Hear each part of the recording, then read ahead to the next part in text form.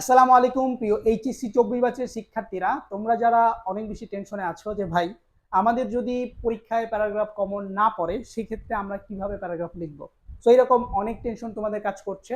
So এই জন্য আমরা তোমাদেরকে যাতে তোমরা একটা ফরম্যাট পড়ে যাতে সবগুলো প্যারাগ্রাফ লিখতে পারো, সো এরকম ফরম্যাট আজকে আমরা একটা পড়ায় দিব। এটা যদি ভালো করে পড়ো, তোমার যেই প্যারাগ্রাফ আসুক না কেন তুমি খুব সহজে 100% শর্টকাট টেকনিকে প্যারাগ্রাফটা লিখে ফেলতে পারবে। তাহলে খেয়াল করো, আজকের এই ভিডিওতে আমরা শর্টকাট টেকনিকে কিভাবে প্যারাগ্রাফ লেখা যায় সেটা পড়বো। তাহলে shortcut technique writing cause and effect related paragraph. তো তোমাদের কজ এবং ইফেক্ট রিলেটেড যে প্যারাগ্রাফগুলো আছে, যেমন ধরো লোডশেডিং একটা কজ অ্যান্ড ইফেক্ট রিলেটেড, যেমন হচ্ছে এনভায়রনমেন্ট পলিউশন, এইরকম কজ অ্যান্ড ইফেক্ট রিলেটেড যে প্যারাগ্রাফগুলো আছে সেগুলো তুমি কি করতে পারবা, এটার মাধ্যমে লিখতে পারবা। খেয়াল করো এই সেন্টেন্সটা তোমরা দেখতে পাচ্ছ যে প্রথমে একটা ড্যাশ আছে। ধরো তোমার পরীক্ষা হচ্ছে লোডশেডিং, ঠিক আছে, লোডশেডিং এইটা আসছে। তাহলে তুমি কি করবা, এই লোডশেডিং তুমি হচ্ছে ধরো এখানে তাহলে গ্যাপের মধ্যে লোডশেডিং লিখে দিবা। তারপরে এই সেন্টেন্সটা পড়ো যে load shedding is a common affair in our country. Load shedding হচ্ছে আমাদের দেশের একটি কমন সমস্যা। সেন্টেন্সটা কিন্তু সঠিক, উত্তর কিন্তু হয়ে গেছে তোমার। যখন তুমি পারবে না, কোনো উত্তর দিতে পারবে না, তখন তুমি এটা লিখে দিতে পারবে। ধরো এটা যদি দেশের সমস্যা না হয়, পুরো পৃথিবীতে সমস্যা হয়, যেমন গ্লোবাল ওয়ার্মিং। যেমন কি ভাইয়া, গ্লোবাল ওয়ার্মিং এটা কিন্তু শুধু বাংলাদেশে না, পুরো বিশ্বে ক্লাইমেট চেঞ্জ এটা হচ্ছে পুরো বিশ্বের সমস্যা।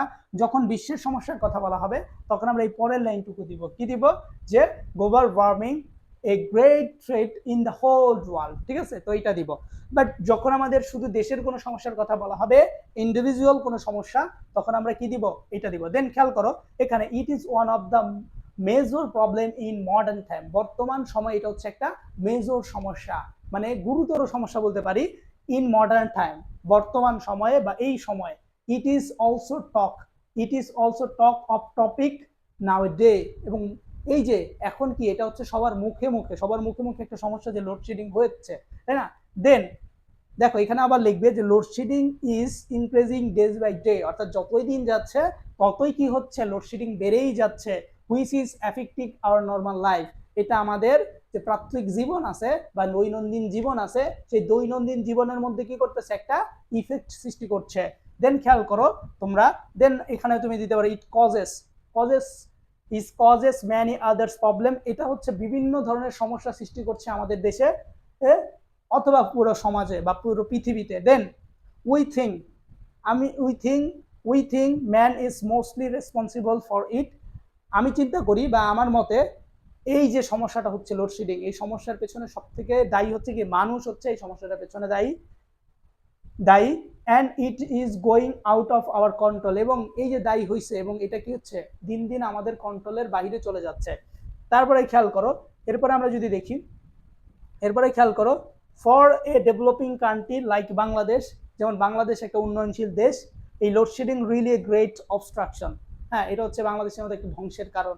দেন we should find out the solution of it, আমরা যদি এই লোডশেডিং এর সলিউশনটা খুঁজে বের করতে চাই তাহলে কি করতে হবে, দেখো the proper step should be taken to prevent, যদি আমরা যথাযথ পদক্ষেপ গ্রহণ করি তাহলে এটা প্রিভেন্ট মানে প্রতিরোধ করা সম্ভব, ইট অ্যাজলি পসিবল, যত তাড়াতাড়ি সম্ভব কি এটা দূর করা যাবে। Then moreover people must be aware of it, এবং মানুষের এই সম্পর্কে সচেতন হওয়া উচিত।